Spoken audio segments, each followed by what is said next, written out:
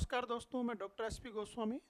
आज हम research methodology के लेक्चर नंबर 5 पर बात कर रहे हैं। हमारा जो लेक्चर है आंकड़ों के प्रकार, संकलन, प्रश्नावली एवं अनुसूची, ये लेक्चर नंबर 5 है। इससे पहले हमारे लेक्चर 4 हो चुके हैं। तो सबसे पहले हमारे लेक्चर नंबर जो 5 है, हम इस पर जो चर्चा कर रहे हैं इन बिंदु पर अपन चर्चा करेंगे। समंक क्या है, समंक क्या है और समंक के प्रकार क्या है। फिर बात करेंगे प्राथमिक द्वितीयक समंक में अंतर क्या है, difference between primary and secondary data. फिर बात करेंगे हम प्राथमिक आंकड़ों के संकलन की कौन कौन सी विधियां हैं, और फिर बात करेंगे द्वितीयक आंकड़ों के संकलन की कौन कौन सी विधियां हैं। हमारा ये बहुत महत्वपूर्ण चैप्टर है रिसर्च मेथोडोलॉजी के अंतर्गत, और एक तरह से स्टैटिस्टिक्स के अंतर्गत भी ये बहुत महत्वपूर्ण चैप्टर हो जाता है। तो यहाँ हमारे पास कि आंकड़े क्या होते हैं, समंक के प्रकार क्या होते हैं, यानी आंकड़ों के प्रकार क्या होते हैं, आंकड़े जो प्राथमिक और द्वितीयक की बात करेंगे उनमें अंतर क्या है, प्राथमिक आंकड़ों के संकलन की कौन कौन सी विधियां हैं, और द्वितीयक आंकड़ों का संकलन की विधियां कौन कौन सी है। तो आज इस चैप्टर के अंतर्गत दोस्तों इन 5 बिंदुओं के ऊपर हम विस्तृत परिचर्चा करने जा रहे हैं। तो सबसे पहले बात तो यह है कि समंक क्या है। समंक तथ्यों के उन समूह को कहते हैं, समंक तथ्यों के उन समूह को कहते हैं जो अनेक कारणों से पर्याप्त सीमा तक प्रभावित होते हैं, पर्याप्त सीमा तक प्रभावित होते हैं, जिन्हें किसी पूर्व निश्चित उद्देश्य के लिए एक सुव्यवस्थित विधि के द्वारा एकत्रित किया जाता है, तथा जिन्हें तुलना के लिए एक दूसरे के संबंध में रखा जा सकता है। इन्हें हम समंक या आंकड़े कहा जाता है। एक तरह से ये तथ्यों के समूह है। जो आंकड़े तथ्यों के क्या होते हैं, समूह होते हैं। जैसे किसी एक तथ्य से संबंधित अंक समंक नहीं कहलाता है। जैसे मैं बात करूं उदाहरण के लिए कि एक विद्यार्थी की आयु या एक जो दुर्घटना होती है उसकी, ये कि अपन इनको ये नहीं कह सकते कि समंक है। समंक का मतलब है कि किसी विद्यार्थी की आयु या एक दुर्घटना को समंक न कह करके अनेक विद्यार्थियों की आयु, अनेक विद्यार्थियों के अंक, अनेक के दुर्घटनाओं के अंक, इनका जो हम तुलनात्मक जो बात करते हैं उसको तथ्यों का समूह कहते हैं, और वही क्या कहलाते हैं, समंक कहलाते हैं। तो यहाँ हम जो बात करने जा रहे हैं समंक के प्रकार के बारे में अपन आगे बात करेंगे। देखिए यहाँ अपन 2 प्रकार के समंकों की बात कर रहे हैं, प्राथमिक समंक और द्वितीयक समंक। आंकड़े 2 प्रकार के होते हैं, प्राथमिक आंकड़े और द्वितीयक आंकड़े, प्राइमरी डाटा और सेकेंडरी डाटा। तो जो प्राइमरी डाटा है, प्राइमरी डाटा का मतलब यह है कि जिसमें जो अनुसंधान करता है वो पहली बार से लेके अंत तक, यानी नए सिरे से जो आंकड़े एकत्रित करता है उसको प्राथमिक आंकड़े कहते हैं। यानी अनुसंधानकर्ता स्वयं फील्ड में जाकर के, अध्ययन क्षेत्र में जाकर के स्वयं एकत्रित करता है, उन आंकड़ों को क्या कहते हैं, प्राथमिक आंकड़े। जैसे फॉर एग्जांपल राजस्थान में खेतीहर मजदूरों की रहन सहन की स्थिति के बारे में, राजस्थान में जो खेतीहर मजदूर हैं उनकी रहन सहन की स्थिति के बारे में यदि कोई अनुसंधान करता नए सिरे से मौलिक रूप से आंकड़े एकत्रित करके और कोई जानकारी प्राप्त करता है तो उनको अपन क्या कहते हैं, प्राथमिक समंक कहलाते हैं। क्योंकि यहाँ जो अनुसंधान करता है वो प्रत्यक्ष रूप से उनके संपर्क में है। द्वितीयक आंकड़े वे हैं जो कि पहले ही व्यक्तियों या संस्थाओं के द्वारा, किसी संस्था के द्वारा या किसी समूह के द्वारा या व्यक्तियों के द्वारा एकत्रित व प्रकाशित किए जा चुके हैं, और अनुसंधानकर्ता केवल उनका प्रयोग करता है। अब जो भी कोई रिसर्च कर रहा है वो केवल उनको आधार मान करके उनकी बात करता है। जैसे अपन एक फॉर एग्जांपल की बात करें कि सरकार के द्वारा कृषि श्रम अनुसंधान के अंतर्गत संकलित और प्रकाशित समंकों को प्राप्त कर लेता है, तो वो समंक उसके लिए, उस अनुसंधानकर्ता के लिए द्वितीयक समंक होंगे, वो द्वितीयक समंक होंगे। यानी जो द्वितीयक समंक का मतलब ये है कि ये आंकड़े पूर्व में प्रकाशित हो चुके हैं, अब वो अनुसंधानकर्ता के द्वारा उनका एकत्रण नहीं किया है, ये पहले से ही तैयार है। जैसे अपन एक और एग्जांपल दे सकते हैं कि जैसे भारत की जनगणना के आंकड़े अनुसंधानकर्ता के लिए एक तरह से द्वितीयक आंकड़े हो सकते हैं, क्योंकि उनका जो जनगणना डिपार्टमेंट ने, जो उनके लिए जनगणना डिपार्टमेंट ने जो काम किया था उनके लिए वो प्राथमिक है, लेकिन किसी अनुसंधानकर्ता के लिए वो क्या है, वो द्वितीयक आंकड़े हैं। तो यहाँ अपन यहाँ दोनों प्रकार के आंकड़ों के संदर्भ में बात करेंगे कि हम जो आंकड़े हैं उनको दो भागों में डिवाइड करते हैं, प्राइमरी डेटा और सेकेंडरी डेटा।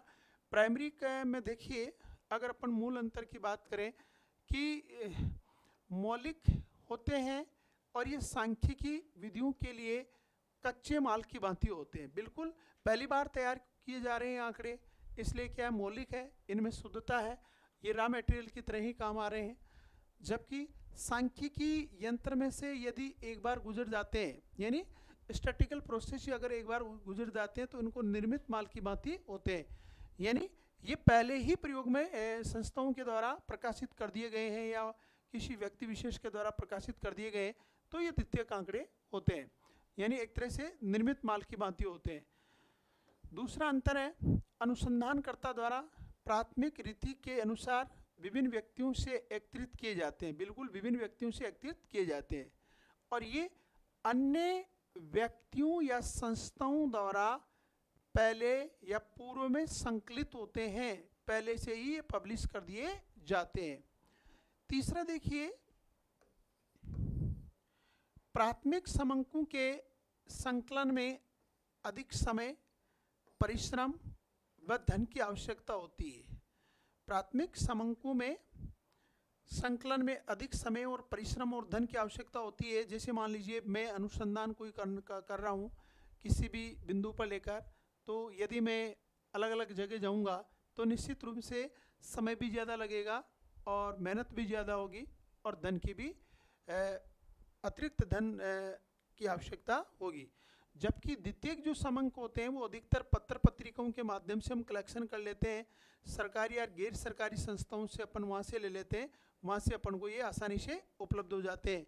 ये एक तरह से अपन पत्र पत्रिकाओं के माध्यम से, तो इसमें क्या समय की बचत हो जाती है, धन की बचत हो जाती है। चौथा है प्राथमिक समंक। प्राथमिक जो समंक है अनुसंधान के उद्देश्य के सर्वथा अनुकूल होते हैं और उनमें अधिक संशोधन करने की आवश्यकता नहीं होती है, क्योंकि ये बिल्कुल अनुसंधान के अनुकूल होते हैं, मौलिक होते हैं। जबकि जो द्वितीयक समंकों का प्रयोग करने से पहले उनकी आलोचनात्मक जांच करनी पड़ती है और अनेक संशोधन करने पड़ते हैं, क्योंकि कोई ज़रूरी नहीं कि अपन जो द्वितीयक आंकड़े ले रहे हैं वो सही है या नहीं है, एक बार उनको देखना पड़ता है कि ये कहाँ तक सही है। तो एक तरह से प्राथमिक और द्वितीयक आंकड़ों में दोस्तों आपको ये मोटे तौर पर अंतर पता होना चाहिए। या फाइनली अपन यूँ कहें कि प्राथमिक आंकड़े उन आंकड़ों को कहते हैं जो अनुसंधानकर्ता द्वारा पहली बार, अनुसंधानकर्ता द्वारा पहली बार, एक तरह से अपन क्या कर रहे हैं, पहली बार और प्रारंभ से अंत तक नए सिरे से आंकड़े इसमें एकत्रित किए जाते हैं। और द्वितीयक समंक का मतलब यह है कि पहले ही अन्य व्यक्तियों के द्वारा या किसी संस्था के द्वारा वो एकत्रित और प्रकाशित किए जा चुके हैं। जैसे भारत सरकार के द्वारा 2011 की जनगणना के आंकड़े पहले ही प्रकाशित हो चुके हैं, उनको अपन क्या कहेंगे, द्वितीयक आंकड़े कहेंगे।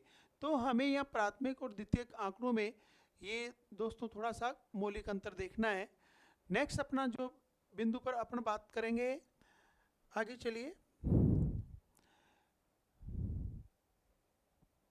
प्राथमिक आंकड़ों के संकलन की कौन कौन सी विधियां हैं। प्राथमिक आंकड़ों के संकलन की विधियां,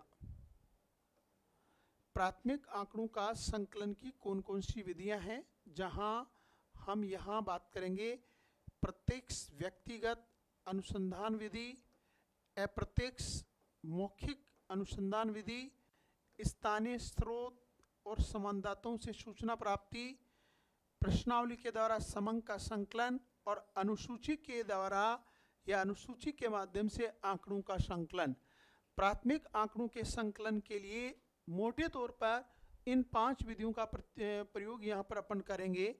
प्रत्यक्ष, अप्रत्यक्ष, स्थानीय स्रोत व संवाददाताओं से सूचना प्राप्ति के आधार पर, प्रश्नावली या अनुसूची के माध्यम से। तो सबसे पहले हम यह बात कर रहे हैं दोस्तों प्रत्यक्ष व्यक्तिगत अनुसंधान या डायरेक्ट पर्सनल इन्वेस्टिगेशन के संदर्भ में अपन यह बात कर रहे हैं। देखिए इसका मतलब यह है, प्रत्यक्ष व्यक्तिगत अनुसंधान का मतलब यह है कि इस रीति के अनुसार अनुसंधानकर्ता स्वयं अनुसंधान क्षेत्र में जाकर सूचना देने वालों से प्रत्यक्ष रूप से व्यक्तिगत संपर्क स्थापित करता है और निरीक्षण और अनुभव के द्वारा आंकड़ों का संकलन करता है। ये विधि ऐसे अनुसंधान के लिए उपयुक्त है जिसका क्षेत्र सीमित हो, जिसका क्षेत्र लिमिटेड हो, क्योंकि अगर असीमित होगा तो एक व्यक्ति कहाँ जा पाएगा। तो कहने का मतलब यहाँ जो आंकड़े की जो मौलिकता होगी उनमें एक तरह से शुद्धता होगी, उनकी गोपनीयता होगी और एक तरह से उनके जो रिजल्ट आएंगे वो प्रॉपर आएंगे। सीमित क्षेत्र में हम पारिवारिक आय व्यय, मजदूरों की रहन सहन की स्थिति, शिक्षित, बेरोजगारी आदि से संबंधित अनुसंधान अधिकतर इस रीति के द्वारा किए जाते हैं, अधिकतर इस रीति के द्वारा किए जाते हैं। तो एक तरह से अपन यूँ कह सकते हैं कि यहाँ मुख्य रूप से अनुसंधानकर्ता अपने विवेक के द्वारा जो आंकड़े जो प्रस्तुत करेगा उनमें अधिक शुद्धता होगी, उनमें अधिक शुद्धता होगी, मौलिकता होगी प्रत्यक्ष व्यक्तिगत अनुसंधान के अंतर्गत। तो प्रत्येक से व्यक्तिगत अनुसंधान में स्वयं जो अनुसंधान करता है वो फील्ड में जाकर के आंकड़ों का संकलन करता है। तो यहाँ आप एक लाइन लिख सकते हो, स्वयं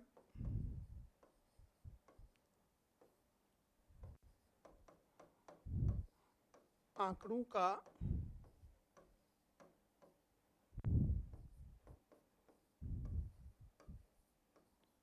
संकलन करता है।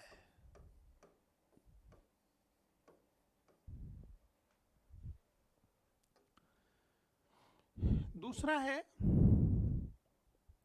अप्रत्यक्ष मौखिक अनुसंधान, indirect oral investigation. Oral investigation इसके अंतर्गत देखिए, इस प्रणाली के अंतर्गत अगर हम देखते हैं तो समस्या से प्रत्यक्ष संबंध रखने वाला व्यक्तियों से सूचना प्राप्त नहीं की जाती, बल्कि किसी थर्ड पक्ष से या तीसरे व्यक्ति के द्वारा हम मौखिक पूछताछ द्वारा समंक प्राप्त करते हैं जो स्थिति से अप्रत्यक्ष रूप से संबंधित हो। जिन व्यक्तियों के बारे में सूचना प्राप्त करनी है उनसे प्रत्यक्ष संपर्क संभव स्थापित नहीं किया जाता है। जैसे अपने फॉर एग्जाम्पल इस रीति में मजदूरों के रहन सहन से संबंधित सूचना स्वयं मजदूर से प्राप्त न करके हम डायरेक्ट जो मालिक होता है, जो कारखानों का जो मालिक है या उद्योग का जो मालिक है या जो संगठन है, उनके जो डायरेक्टर हैं, वहाँ से अगर हम पूछताछ करके अगर अपन सूचनाओं का तथ्यों का संकलन करते हैं, आंकड़ों का संकलन करते हैं, तो दोस्तों इस प्रकार का जो मेथड होता है उसको अप्रत्यक्ष मौखिक अनुसंधान कहते हैं।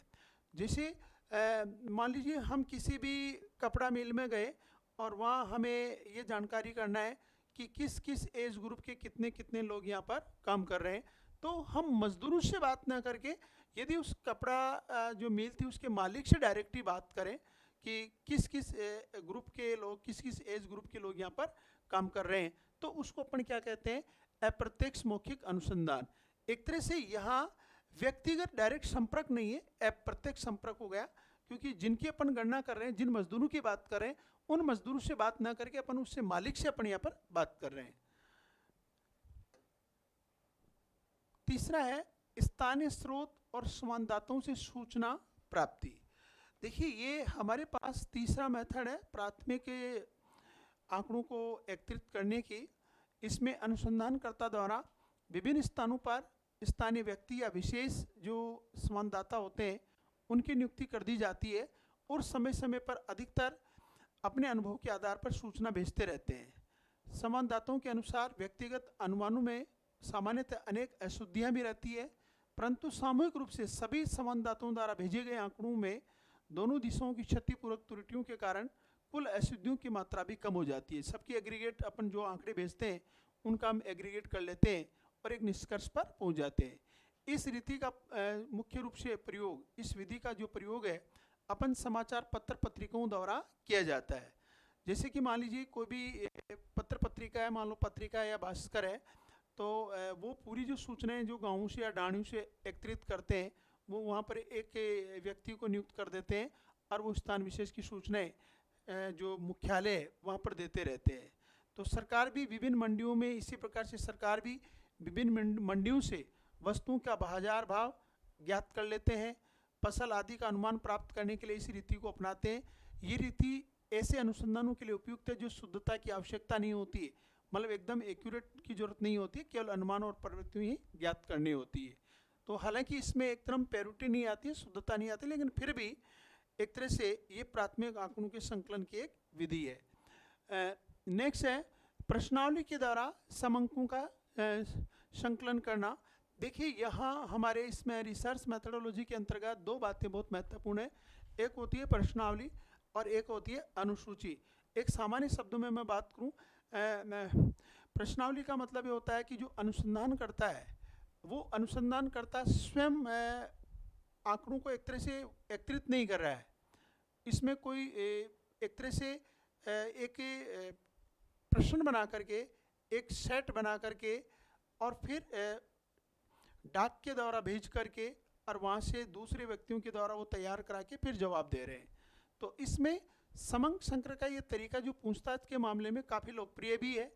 निजी व्यक्तियों या अनुसंधान श्रमिकों, निजी और सार्वजनिक संगठनों और यहाँ तक कि सरकारों द्वारा ये अपनाया जा रहा है। इस पद्धति में एक प्रश्नावली भेजी जाती है।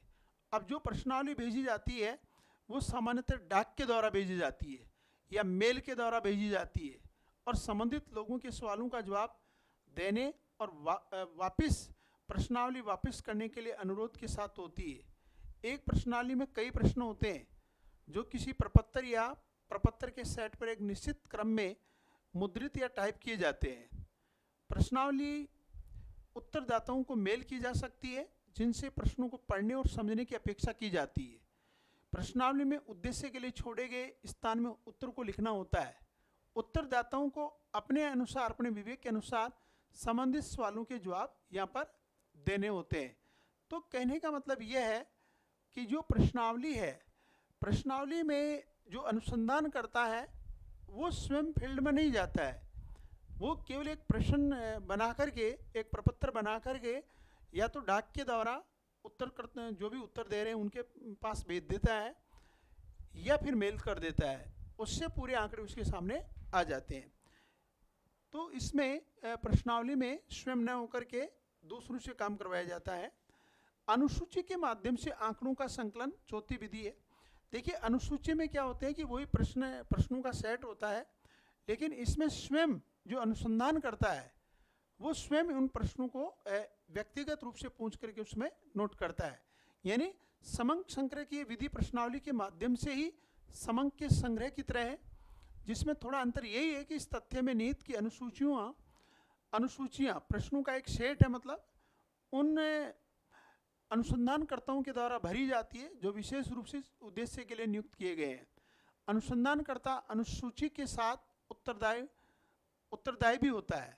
उनके पास जिस क्रम में प्रश्नों का सूचीबद्ध किया जाता है उसी क्रम में प्रश्न पूछे जाते हैं और उसी प्रारूप में प्रश्नों के उत्तर दिए जाते हैं। तो यहाँ मुख्य रूप से अनुसूची के अंतर्गत जो शुद्धता है वो ज़्यादा रहती है। अभी हालांकि अपन प्रश्नावली और अनुसूची पर आगे अलग से चैप्टर में, इसी का चैप्टर है, उसमें बात करेंगे। आप इतना ध्यान रखेंगे कि प्रश्नावली जो तैयार की जाती है वो उत्तरदाताओं के द्वारा तैयार की जाती है, स्वयं अनुसंधानकर्ता से तैयार नहीं की जाती, जबकि अनुसूची जो अनुसंधान करता है उसके द्वारा तैयार की जाती है। उसी के माध्यम से विभिन्न प्रश्नों के उसमें जवाब दिए जाते हैं। नेक्स्ट इसमें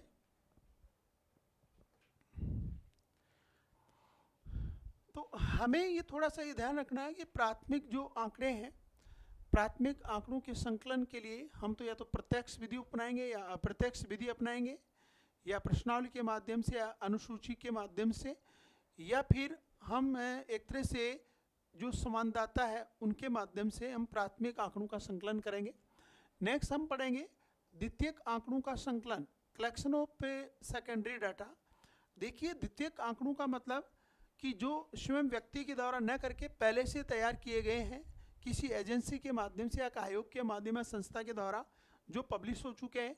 इसमें देखिए ये दो प्रकार के आंकड़े होते हैं द्वितीयक में। एक होता है पब्लिश प्रकाशित और एक होता है अप्रकाशित। यहाँ ऑब्जेक्टिव दृष्टि से कभी कभी आ जाता है कि निम्नलिखित में से प्रकाशित आंकड़े होंगे या निम्नलिखित में से अप्रकाशित आंकड़े होंगे।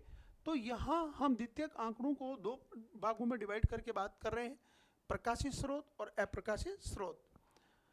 प्रकाशित स्रोत का मतलब देखिए, विभिन्न विषयों पर सरकारी, गैर सरकारी संस्थाएं तथा अन्य अनुसंधानकर्ता प्राथमिक अनुसंधान द्वारा महत्वपूर्ण आंकड़ों को एकत्रित करके उन्हें समय समय पर प्रकाशित करते रहते हैं, जिनका विभिन्न व्यक्तियों द्वारा उपयोग किया जाता है, जिनका उपयोग अनुसंधान के लिए हो सकता है, प्लानिंग के लिए हो सकता है, या उस क्षेत्र विशेष की गणना के लिए हो सकता है। मतलब अलग अलग इनका व्यक्तियों के द्वारा प्रयोग किया जाता है। एक तरह से ये जो अपने यूँ कह सकते हैं कि जो द्वितीयक आंकड़े हैं ये एक तरह से संस्थाओं के द्वारा एकत्रित किए जाते हैं या प्रकाशित किए जाते हैं, तो अनुसंधान में इनकी भी बहुत महत्वपूर्ण भूमिका होती है। अब यहाँ हम जो बात कर रहे हैं द्वितीयक आंकड़ों के सोर्स की, इनको अपन ने दो भागों में डिवाइड किया है, प्रकाशित और अप्रकाशित। अब प्रकाशित का मतलब ये है कि जो पब्लिश हो चुके हैं। अब पब्लिश में कौन कौन से, जैसे अगर अपन यहाँ बात करें अंतर्राष्ट्रीय प्रकाशन, अंतर्राष्ट्रीय प्रकाशन में विदेशी सरकार तथा अंतर्राष्ट्रीय संस्थाओं के प्रकाशनों का द्वितीयक समूहों के रूप में प्रयोग किया जाता है। अंतर्राष्ट्रीय लेवल पर जैसे UNO, statistical yearbook, demographic yearbook, annual report of the IM, Asian, SAARC आदि अंतर्राष्ट्रीय क्षेत्रीय संगठनों के द्वारा कुछ महत्वपूर्ण प्रकाशन है जो कि प्रतिवर्ष रिपोर्ट जारी की जाती है। इनको अपन अंतर्राष्ट्रीय प्रकाशन कहते हैं। ये सब पब्लिश है। सरकारी प्रकाशन केंद्रीय सरकार या राज्य सरकारों के द्वारा अनेक विभाग और मंत्रालयों की ओर से समय समय पर विभिन्न क्षेत्रों से संबंधित समंग प्रकाशित होते रहते हैं और ये अधिक विश्वसनीय और उपयोगी होते हैं। कुछ प्रमुख प्रकाशन इस प्रकार हैं। प्रमुख की बात करें जिसे वार्षिक रूप से स्टैटिस्टिकल एब्स्ट्रैक्ट ऑफ इंडिया, इसकी रिपोर्ट वार्षिक आती रहती है। 5 ईयर प्लान प्रोग्रेस रिपोर्ट, इसके अलावा census of India, census of India से 1991 की बात कर लें, 2011 की बात कर लें, जनसंख्या के जो आंकड़े हैं, इकोनॉमिक सर्वे है, statistical abstract of Uttar Pradesh, या अपन यूँ कह सकते हैं स्टैटिस्टिकल एब्स्ट्रैक्ट ऑफ राजस्थान इत्यादि। कहने का मतलब जो गवर्नमेंट के जो प्रकाशन होते हैं वो भी दोस्तों द्वितीयक आंकड़ों के अंतर्गत शामिल होते हैं यहाँ पर। नेक्स्ट, अर्ध सरकारी प्रकाशन। अर्ध सरकारी प्रकाशन के अंतर्गत संस्थाएं जो नगर पालिकाएं, नगर निगम, जिला परिषद, पंचायतें आदि समय समय पर अपने जन्म मरण संबंधी या एक तरह से अपन यूँ कह सकते हैं कि विवाह संबंधित आंकड़े या स्वास्थ्य शिक्षा संबंधित आंकड़े रिपोर्ट प्रकाशित करते रहते हैं। इनको अर्ध सरकारी प्रकाशन के अंतर्गत शामिल करते हैं।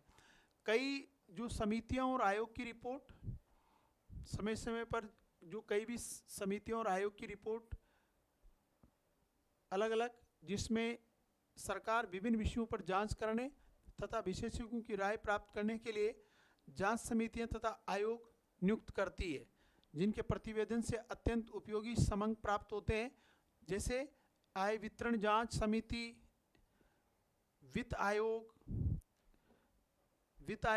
ये अपने अपने अलग अलग रिपोर्टें प्रस्तुत करते रहते हैं।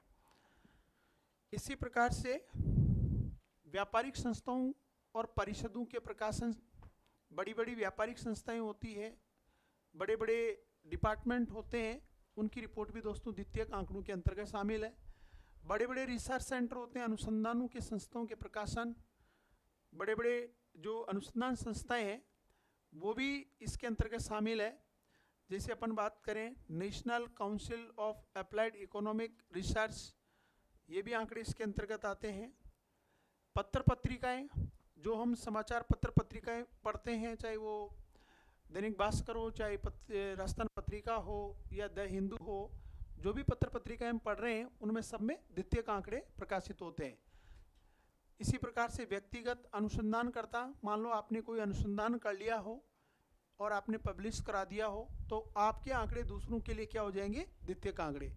ये विभिन्न विषयों पर आवश्यक समंक एकत्रित करके सार्वजनिक उपयोग के लिए प्रकाशित करवाते हैं। तो दोस्तों इसमें देखिए प्रकाशित में ये 7-8 बिंदु है, ये आपको याद रखने होंगे। नेक्स्ट, अप्रकाशित स्रोत। अप्रकाशित स्रोत के रूप में द्वितीयक समंक उपलब्ध हो जाते हैं। अनेक अनुसंधानकर्ता विभिन्न उद्देश्यों से सामग्री संकलित करते हैं जो प्रकाशित नहीं कराई जाती है, कभी उनको वो पब्लिश नहीं करवाते हैं। अधिकतर अप्रकाशित सामग्री व्यक्तियों या व्यापारिक संघों के द्वारा, व्यापारिक संघों के सदस्यों के निजी उपयोग के लिए ये उपयोग में होती है, यहाँ इनका प्रकाशन नहीं होता है। द्वितीयक समूहों की जांच और प्रयोग। द्वितीयक समूह का प्रयोग करने से पहले उनकी आलोचना द्वारा उनका विस्तृत संपादन कर लेना नितांत आवश्यक है। द्वितीयक की सामग्री में कई कमियां होती है, अतः उसका उपयोग सावधानी से करना चाहिए। जैसे वैज्ञानिक कॉर्नर के अनुसार समंक विशेष रूप से अन्य व्यक्तियों के द्वारा एकत्रित समंक प्रयोगकर्ता के लिए अनेक त्रुटियों से पूर्ण होते हैं। अतः जब भी द्वितीयक समंक, उसमें 3 बातों का हमें यहाँ पर ध्यान रखना है कि संबंधित जो दिए गए जो समंक है उनमें रियलिबिलिटी हो, विश्वसनीयता हो, सूटेबिलिटी अनुकूलता हो और पर्याप्तता हो, एडुकेसी हो। ये तीनों गुण द्वितीयक के अंतर्गत होना जरूरी है। यदि आवश्यक गुण पर्याप्त मात्रा में पाए जाते हैं या नहीं है, ये चीज़ हमें देखना है। तो एक तरह से देखिए द्वितीयक समंक के अंतर्गत कभी कभी फीचर्स की, विशेषताओं की बात कर ली जाती है कि इसके मुख्य गुण क्या है। उनकी एक तो रिएबिलिटी हो, विश्वसनीय हो, अनुकूलता हो और पर्याप्तता हो। ये 3 गुण द्वितीयक आंकड़ों के होना चाहिए। तो देखिए दोस्तों, आज जो अभी अपन इस चैप्टर में कंप्लीट जो हमने अध्ययन किया है वो मुख्य रूप से इन बिंदु पर अपन ने अभी पूरी परिचर्चा की है।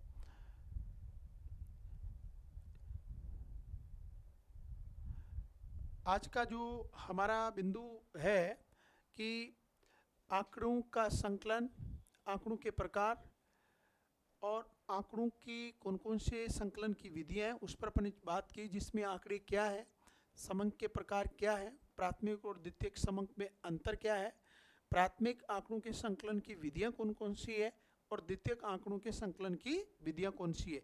हालांकि इसके अंतर्गत प्रश्नावली और अनुसूची भी शामिल है। अभी जो मैं बात कर रहा था प्राथमिक आंकड़ों के संकलन की जो विधियों में, प्राथमिक आंकड़ों के संकलन की विधियों के बारे में अपने प्रत्यक्ष विधि की बात की, अप्रत्यक्ष विधि की बात की, उसके बाद जो स्वानदाता है उनसे प्राप्त स्रोतों के बारे में बात की, और एक अनुसूची के माध्यम से आंकड़ों का संकलन या प्रश्नावली के माध्यम से आंकड़ों का संकलन की बात की है। तो यहाँ अभी इनकी अपन अलग से बात करेंगे, एक तो प्रश्नावली की अलग से बात करेंगे और एक अपन अनुसूची की अलग से बात करेंगे। लेकिन प्राथमिक आंकड़ों के संकलन के अंतर्गत ही प्रश्नावली और अनुसूची शामिल होती है। द्वितीयक आंकड़ों का जो संकलन है वो प्रकाशित सोर्स हो सकते हैं या वो अप्रकाशित हो सकते हैं। प्रकाशित में जितने भी नेशनल लेवल के जो प्रकाशन है वो आ जाते हैं, या इंटरनेशनल लेवल के जो प्रकाशन वो आ जाते हैं, या सेमी गवर्नमेंट के जो प्रकाशन है वो सभी इसके अंतर्गत शामिल होते हैं। तो आपको यहाँ तक याद रखना है समंक क्या है, समंक के प्रकार क्या है, प्राथमिक और द्वितीयक समंक में अंतर क्या है, प्राथमिक आंकड़ों के संकलन की विधियां कौन कौन सी है, द्वितीयक आंकड़ों के संकलन की विधियां कौन कौन सी है। अभी इसकी जो नेक्स्ट क्लास में अपन जो बात करेंगे, प्रश्नावली क्या है, अनुसूची क्या है, प्रश्नावली के प्रकार क्या है, अनुसूची के प्रकार क्या है, इसके बारे में दोस्तों नेक्स्ट अपन चैप्टर में बात करेंगे। धन्यवाद।